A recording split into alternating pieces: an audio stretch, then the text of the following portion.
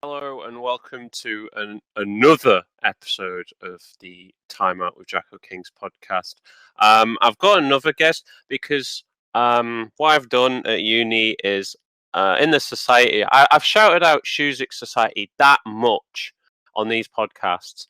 I've been waiting to get the figureheads of it on. So as Paddy McGuinness would once say on Take Me Out, mystery man, reveal yourself. Hello, I'm Tom. It's my first ever podcast, so bear with me. But yeah, I'm Tom. I'm the president of Shuzik, Sheffield Hallam's Music Society, and also play in a band called Bedpost. We did it, lads! We got him on. But yeah. Sadly, we couldn't get Joel on. I'm working to get Joel to come on. We'll get him on. He's just busy. He's just busy with other uni Staring stuff. at the wall, other things that we're all doing during lockdown. Watching paint dry. It's a busy time. Yeah, I like going to B&Q and looking what paint I'm going to do the bathroom. But yeah, I thought I'd get Tom on. And we're just going to talk about, if I remember what the topic was, actually. It was about what's going on. Like, this whole world has been turned on a full 180, actually. And we're going to talk more about how it is just really a good time as an artist to do this, that, everything. Because I did a podcast recently with Tim, if you haven't, Mythlox, who I'm releasing a track with on Tuesday. If you haven't seen that, or you're watching this in the future, like you're a time traveler or something, you can go back and listen to that podcast. But yeah, Tom, so it's just been a challenge, hasn't it, really? Yeah, definitely. I think now is a really challenging time to be an artist, because obviously, like, you can't go outside, you can't go near people. Yeah, it's gonna, like, undoubtedly decimate huge parts of the music industry. But that being said, it's not the end of the world. Like, it's a real, I think of it as an opportunity to change the way smaller artists interact with people and make sure that people stay engaged with their content, their music, stuff like this, the podcast. Yeah, making sure that people have stuff to consume and enjoy, so they don't forget about who you are. Yeah, I'd say it's a good time for you to connect with your fan base if you have one. So if you've got like if you've got, it don't matter whether you've got 10 followers. I talked about this in another podcast. If you've got 10 followers, or you've got 1 million, or you've got 100k, whatever. Taking the time to connect with your fan base, ask how they are, this, that, and everything. It means the world. One, shows you're a nice human being. Two, it also shows that you care about your fans. And three, think about it, they'll be streaming your music more because they'll go, oh, this artist messaged me. Just obviously not Ed Sheeran and all that, because they haven't got time to message him. Me and Ed Sheeran message all the time. Yeah, Lewis Capaldi and me, we went down to a kebab shop last week. Oh, mate, can't beat a good kebab. But I think it is just a challenge, because I can personally say, from someone who does, I wouldn't say I do a gig, because I don't sit there with a guitar and go. I'm not slagging people off that do that. I'm not very good with doing those gigs. But if you put me behind a DJ turntable, that's fine. But it's been bad because a lot of us have lost. Some people who do it full time, they've lost a source of income. They've lost bookings. Venues are shutting. That's also one of the things that me and Tom are probably going to talk about during this episode. Is a lot of venues that do live music are probably going to be closed for a bit, or they're going to be forced to close permanently. Lead Mill's taking a bit of it, honestly. So yeah, we're just going to talk about a lot of things, actually, this episode, because the whole topic as an artist and everyone, and it's not just the artists as well, it's the audience, the industry, and how we're going to keep up with this, or how we're going to beat it, because how I think about it is we work best when we're up against it, kind of thing. You know, and how we keep you all engaged in our content, whatever. So yeah, what are your thoughts on the whole industry taking a full on 180, taking a full battering, Tom? What do you It's a think? really difficult thing because, like you said, like there are lots of people who rely on this as their full-time source of income, and being a professional or semi-professional musician and generating money through touring and sales of merchandise is not the most affluent way of living unless you do it very, very successfully. So now, obviously, that whole income stream has disappeared. So I think we're going to Mm, see a lot of people's favorite artists not being able to make it through this as an artist, or at least vast swathes of artists yeah, having to go on some kind of hiatus so they can support yeah. themselves, which is important. Yeah, but I don't know if you've heard about this, but I think I did share it to some people. Was if, and I say this as an artist, if you've got music on Spotify and you've got an account, like an artist account, not a Spotify account, you're not the list. That's more of a listener account. But if you've got a Spotify artist account that's got the blue tick next to it, say verified. It's kind of you can either put a fundraising link in, so you could, if you require your fans to give you money to try and support you with new equipment, or you're going through hard financial times, you can do that.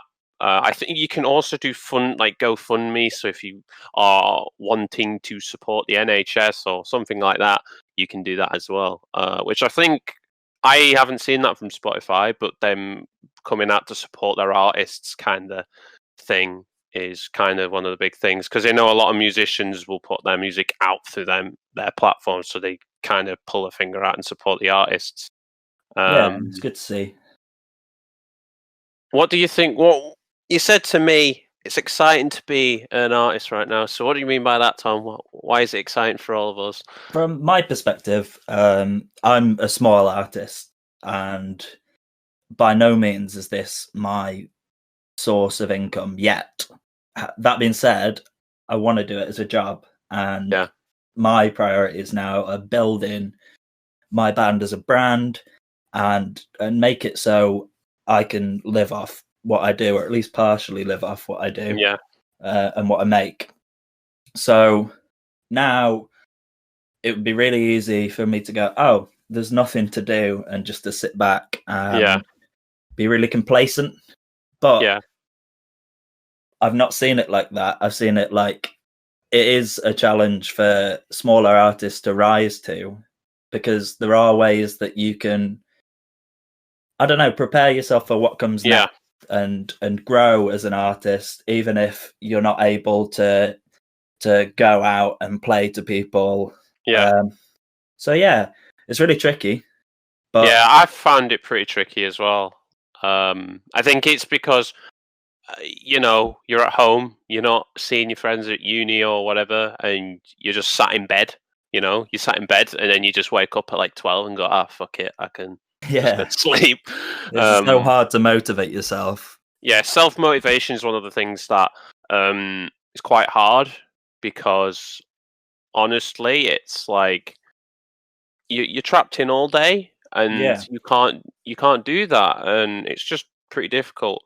Um, I think personally, as an artist, I think I'll say this from my point of view is like I'm trying to finish so many tracks and send them off to labels and get this, that, and everything, and try and keep up the flow like I do if we weren't in this situation.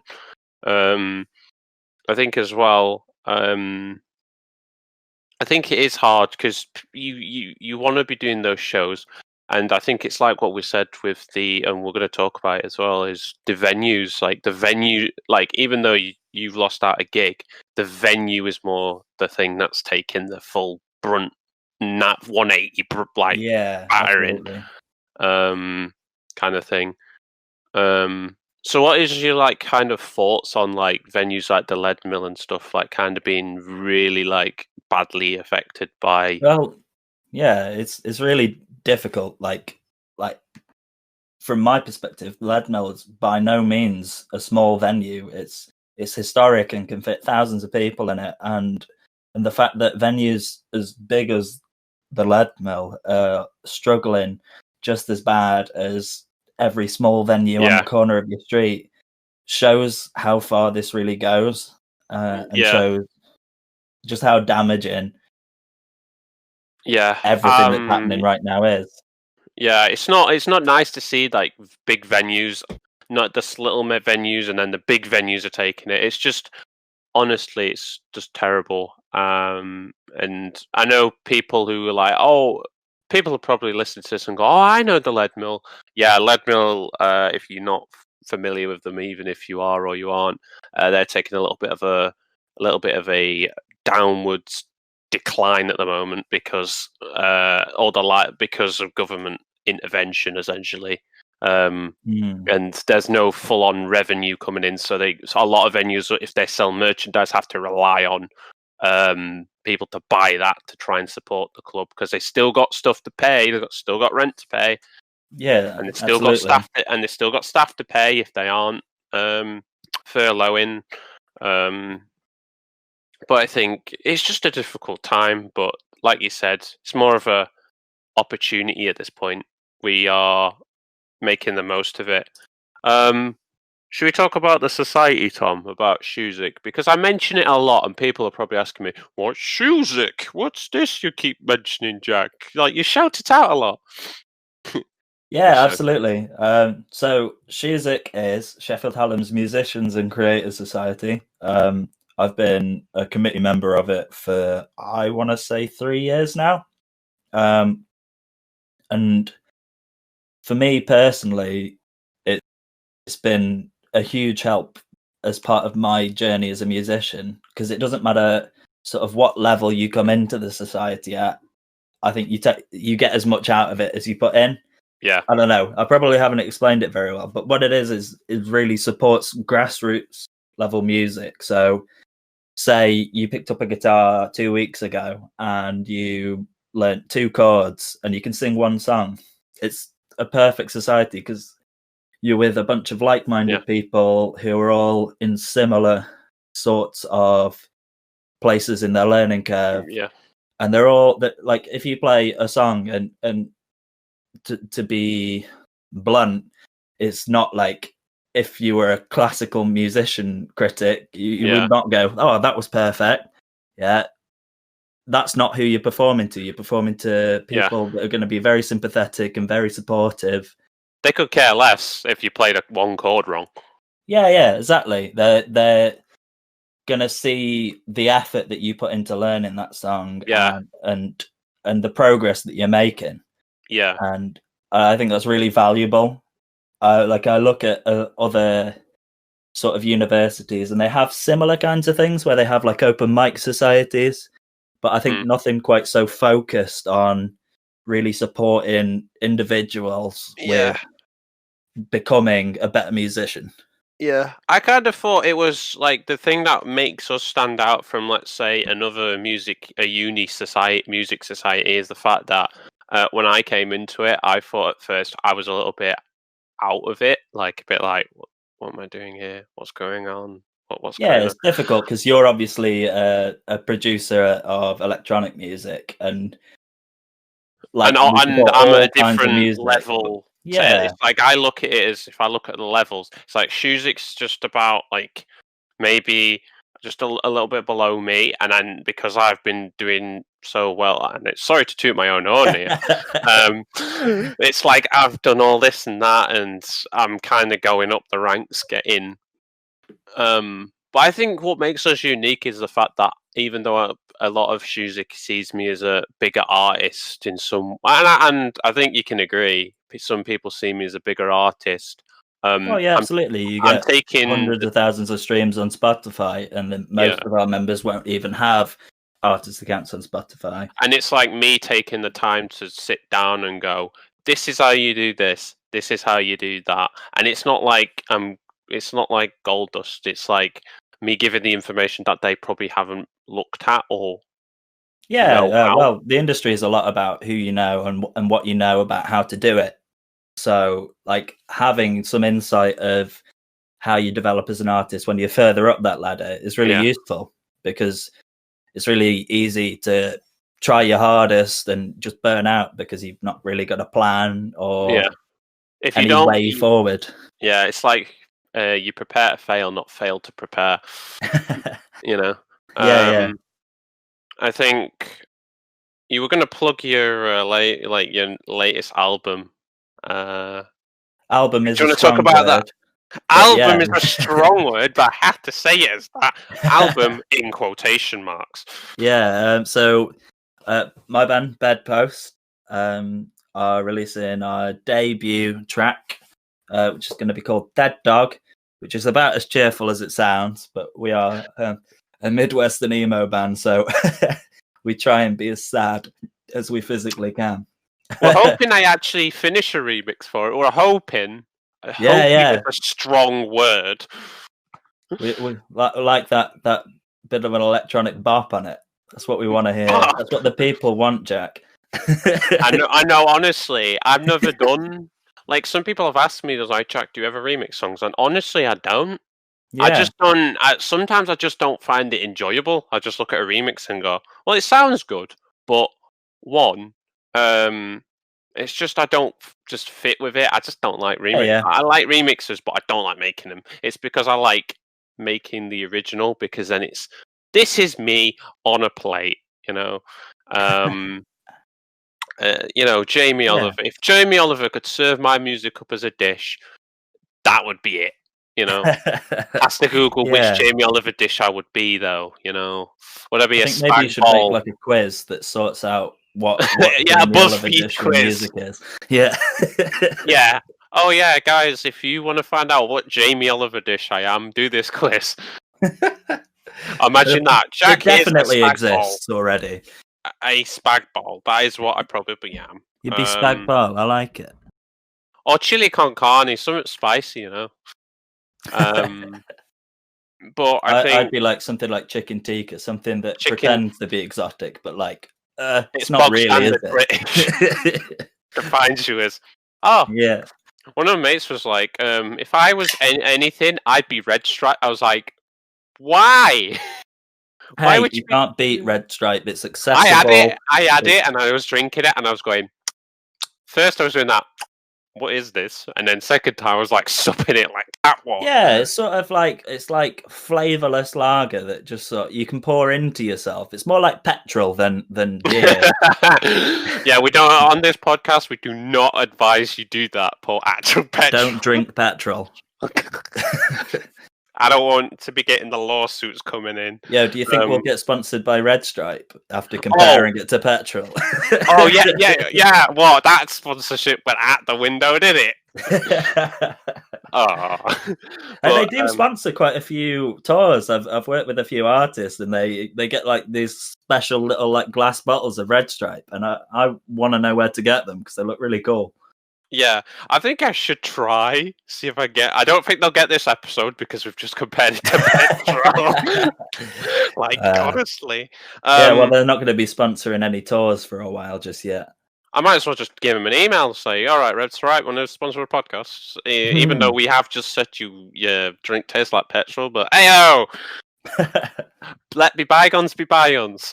But I thought, because I ask a lot of people, because during this time we have like a kind of thing where some people are like, what do I do? What do I like? Well, how do I succeed in music while we're still in this kind of uncertain time? Because a lot of tours are cancelled, a lot of festivals are cancelled. A lot of the shows I were going to do are probably going to get cancelled or are cancelled. Yeah, absolutely.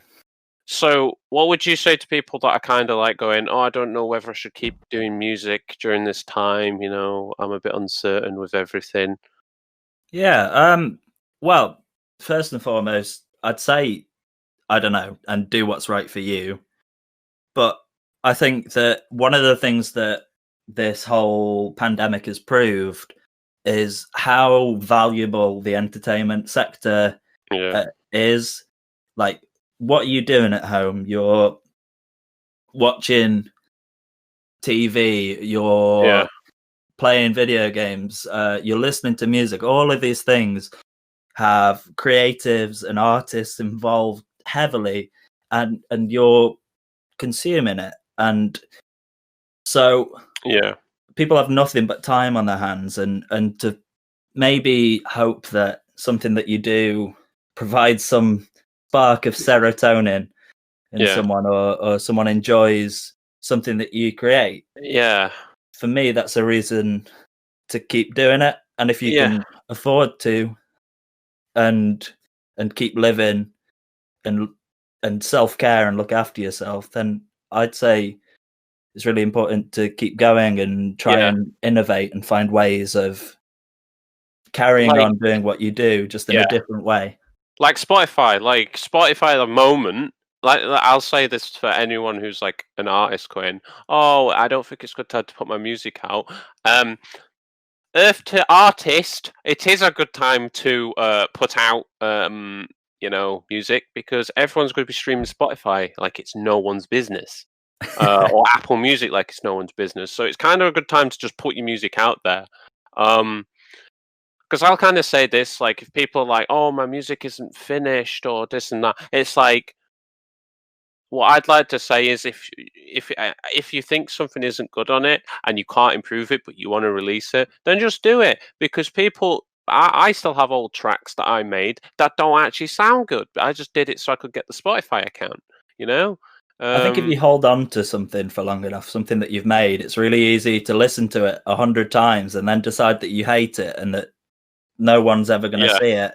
But at the same time, you'll listen to artists. I know I do, and I listen to artists, and I think it's so great that they left all these like little imperfections in there. And if this was just like a whitewashed, clean track that was perfect, I don't think I'd enjoy it as much as I do, it's because like of its flaws. Yeah, it's like point A to point B. It's like, oh, you're starting off as the small artist that, you know, may not be able to produce as good or play the guitar as good, and then point B is where you're like famous. You're doing your tours. You're really happy. Whatever. And I think that's what a lot of people want. And people, I think, go on.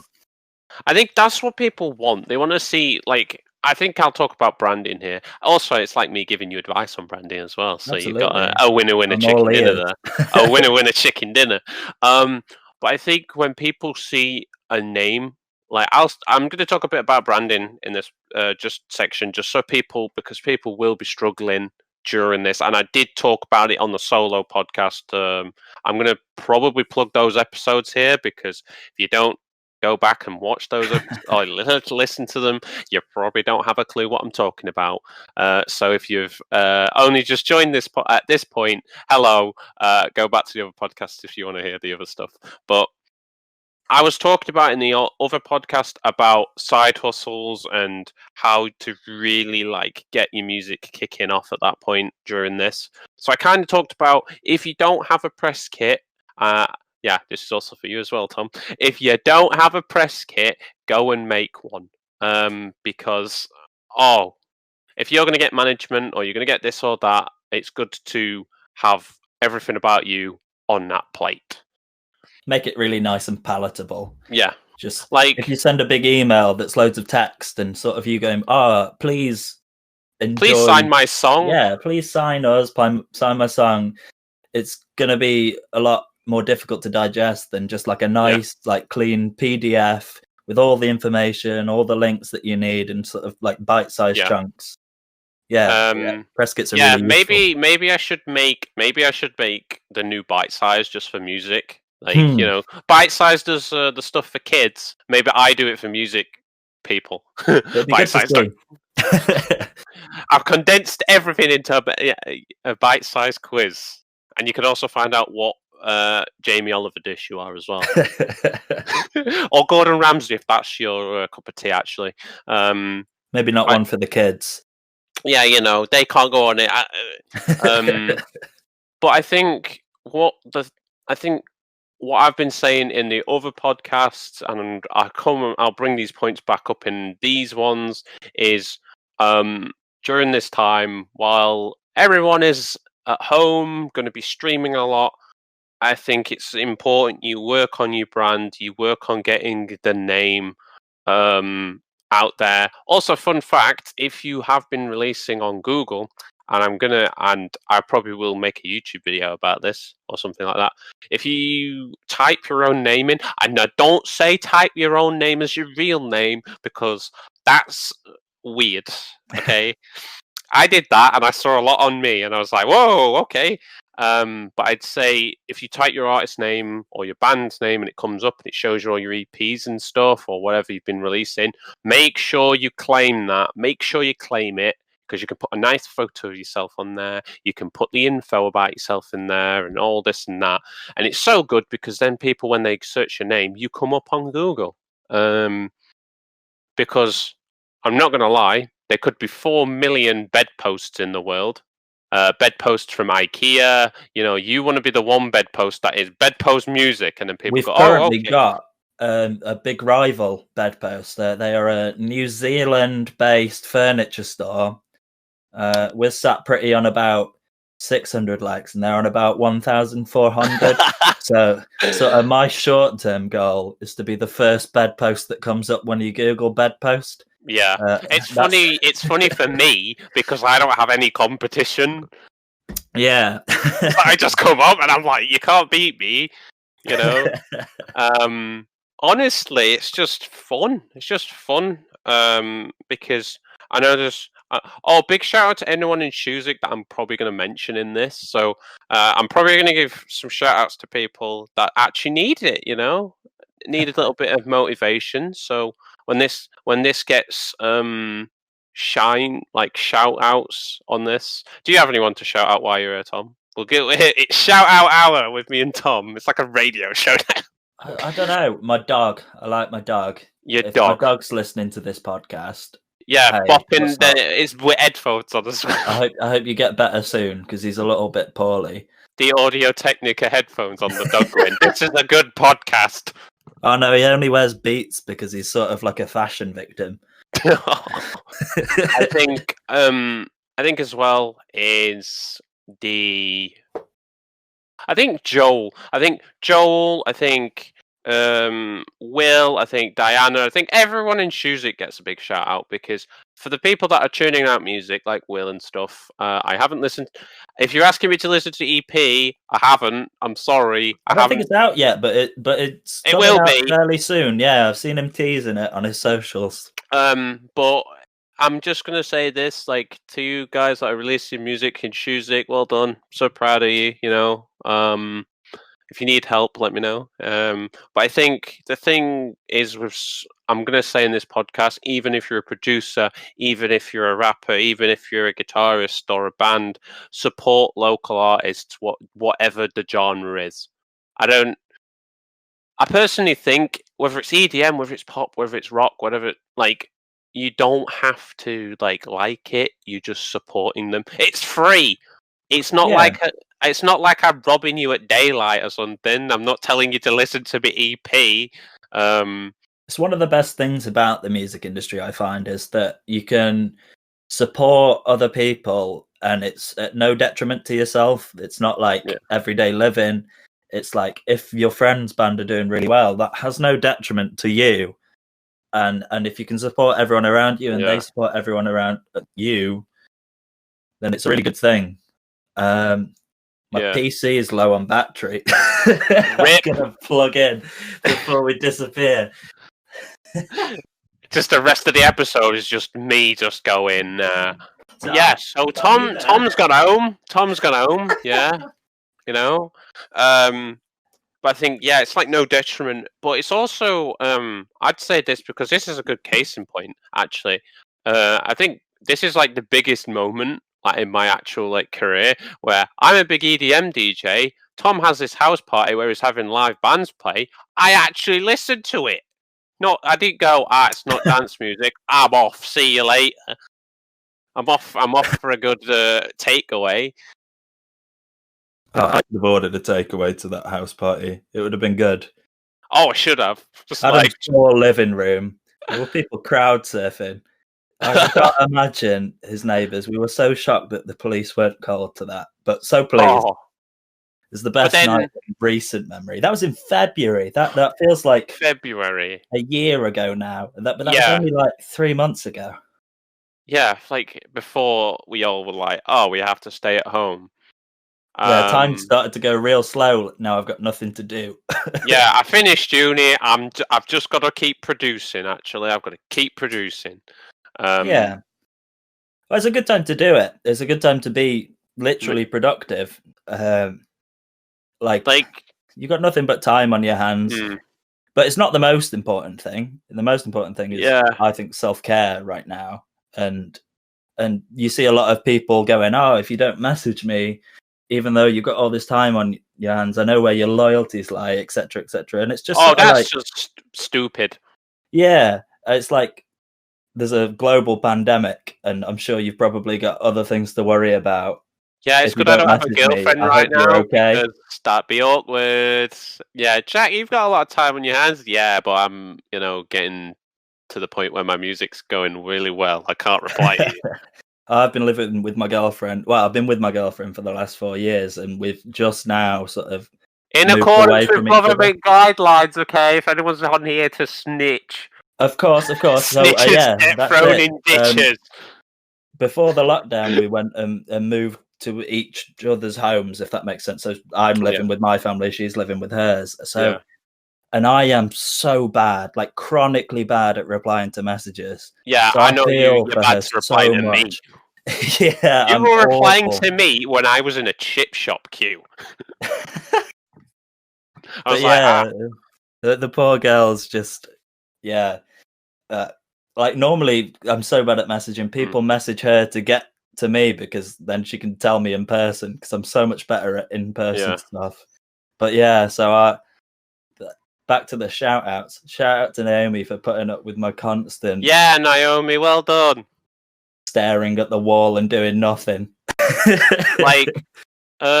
What have you been kind of doing in lockdown? Like, have you been making music? You've just been taking a break? You've been chilling? Mostly chilling. I've been playing a lot of Call of Duty Warzone with my friends. But now, just the other day, I picked up my home studio kit. So over Skype or Zoom calls, me and Josh, our guitarist, are going to try and demo all the tracks that we've got because there's not really a better time to do it. Yeah. So to be honest, for the studio session, even me on Skype, I might just come on and be like, okay, I might, do a Skype session with Bedpost and try and work on the remix.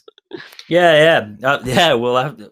If we're there staring at you, we won't have anything to contribute. But if we're staring at me, just like Jack, enough to do it. Jack, that one chord is out of key. No, it's not. Okay, he's the real guy.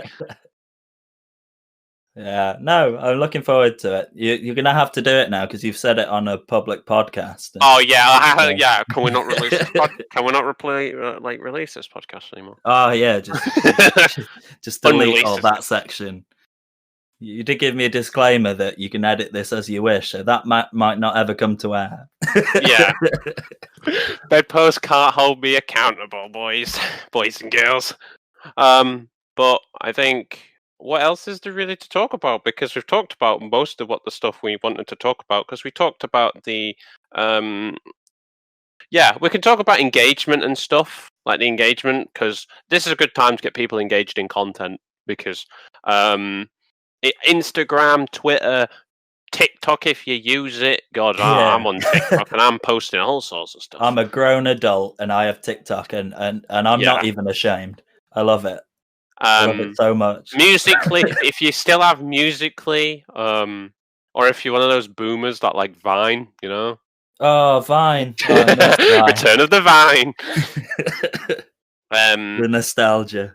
So what do you think people... I don't know if you have any advice for people, but what do you think people could do to keep people interested? One, podcasts, very good. Yeah, they're like absolutely. audio way of like getting across what people are thinking, It's or just like having a chat, except you yeah, sort of sat quietly listening. yeah. It's like having a chat. Just all your chat is edited by an editor. You know. Yeah. Yeah, it's like if someone was reading your messages on Messenger and then editing them as you were writing it. Oh, that's quite sinister. Yeah, I'm that's kind of. afraid now. I don't know. It's really different depending on what situation you're in. If you're an artist with millions of subscribers, then you can do just about anything to keep people engaged. You can just You could chat post a with these picture of huge your $1 names. million kitchen and get 1 million views or something. Yeah. Something that we're doing, we're releasing Dead Dog on Friday, the 29th of May. And little plug for you there. So, and the song's about my dog. He sadly passed away last November, which isn't very fun. But like everyone's sort of, I don't know, stuck at home with nothing to do, and our sort of post engagement thing that we're doing is we're trying to get people just to send us pictures of their pets, what they're doing right now. And it's a win-win for me because we get page interaction, which is important for It's the beating goal to Zuck's beat algorithm. it also beats the New Zealand Bedpost as well. Yeah. New Zealand Bedpost haven't got any pets, I hope. But I hope. Yeah, but and I get to see loads of pictures of people's cute pets, and I'm living for that right now. Yeah.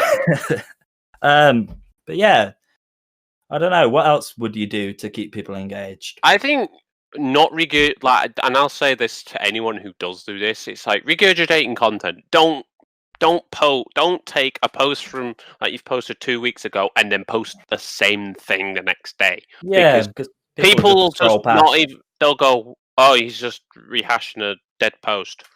Dead post. That's what I'm not. Yeah, dead post. Bedpost will be our Halloween band name. Yeah, I've done it. I'm head marketer for them. But I think don't rehash posts. Like, don't. It's just one of those things. Don't repost the same thing. Like, change it up. And if people are going, "Oh, my life's boring," no, you just pick something you like to do, and do it. Like, if you like Great British Bake Off, then take a picture of your TV with Bake Off on, and so I'm ask watching people Bake what Off. they're watching. Yeah, do a call to action because I do it all the time in my stories. If you follow me at Jacko Kings, Of course. cheeky plug, just follow me. I'll show you what I mean. But doing a call to action like a Q&A or asking people to vote on a poll. There's also a questions feature. So if you are releasing music, maybe you want to come up with some quiz questions or something. Don't come up with a pub quiz though, because people don't want to be doing a pub quiz on Instagram stories. Unless that is your thing and you want to do that, then by all means.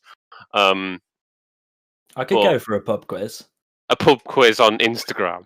Yeah, let's do it. Yeah, to enter, you must have a beer and be following the Instagram account. If you don't, you can't see the stuff. That's it. You got to send a picture of your beer. That's post engagement. Yeah. I think a big thing that we've not mentioned as well is for engagement is just creating stuff for people to enjoy. Like me as part of a band where we play instruments.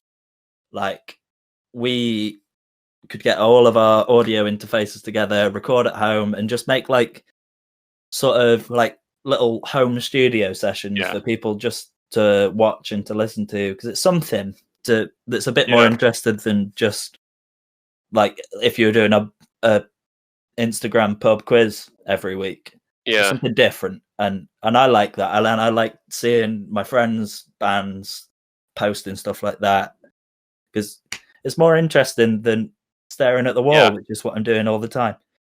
And I personally like doing live streams. I don't know if people want that's one thing you can do, but that's what we do in like the producer community. Is we will literally get our phone, whack on Instagram Live or Facebook Live, just sit it down and just listen to people's music. Like, don't care whether it's EDM, whether it's pop music, whether it's this, that. You just listen to it, give feedback to it, and people are like really supportive of that. I think another engagement you can do is like Discord servers. Like, honestly, the one I'm plugging, I'm going to plug this one actually. I've already plugged it, but it's a good server because it's not just dedicated solely to music. It's dedicated to everything. Like, it's dedicated to just being a community. There is some music stuff. There's some creative. So, like, if you're a creative and you like drawing or something, you can do that. Even the podcast, like, you can go in the podcast chat. Or you could suggest a topic. Maybe I didn't answer a question that you want to really know. Then you put that in. Also, Pokecord. Would give that a shout though. That is a good thing. I'm assuming that's a Pokemon thing. Yeah, it's really good. Is it Nintendo Switch Pokemon, or is it just any kind of Pokemon? I think it's just all the Pokemon that exist in the universe. Ah. Or like I caught a Piplup like last week. Very nice. But I think we've covered everything, I think. Yeah, there's one more thing that I haven't told you that I was going to talk to you about. Oh, he's dropping things on me. Yeah, like dropping things on you. It's an exclusive for you. It's juicy hot tea.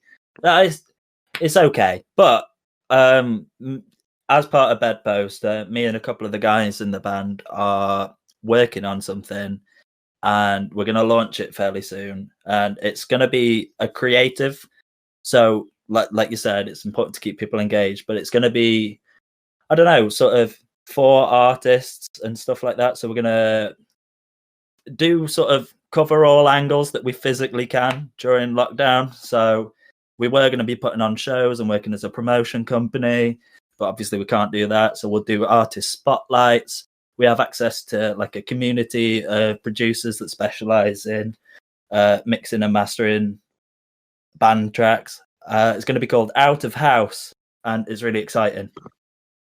How's house spelled? Is it spelled like house is the thing I live in, or house is the German thing? The German house, yeah. Hey! Out of house. You knew it was coming. I knew it. I all knew it. Before you go, Tom, you can plug your socials so people can go follow you if they actually want to get involved with like sending their pictures of their dogs and. Yeah. Don't send cats though, please. If you no, you can send cats and guinea pigs and hamsters. It's okay. What happens if I've got a pet monkey? You know, can I send that? The ethical questions that raises. The pet monkey. If you have a pet monkey and you can prove it's well provided for, then maybe. What, the monkey starts talking and going, he looks after me very well. Yeah, but we don't want any sort of Joe Exotic kind of thing. Joe Exotic, Carol Baskin level stuff. Yeah, but yeah, so I've been Tom from a band called Bedpost. We're on Facebook and Instagram and YouTube is at Bedpost Music. I'm not sure when this is going out, but our debut single will be dropping on the 29th of May. And if you give it a listen, it would honestly mean the world to us. So, thank you for listening to the podcast. Thanks to Tom for being here. If you have any suggestions for the next topic or whatever questions that I didn't ask or me and Tom didn't ask or get answered, you can always DM me. You can always suggest them on the Discord, or you can email them me, usually via the promo@jackokings.com email. But other than that, I hope you stay safe. I hope you enjoy all the time you're spending listening to these podcasts. And yeah, just have a great day, evening, afternoon, wherever you are. So yeah.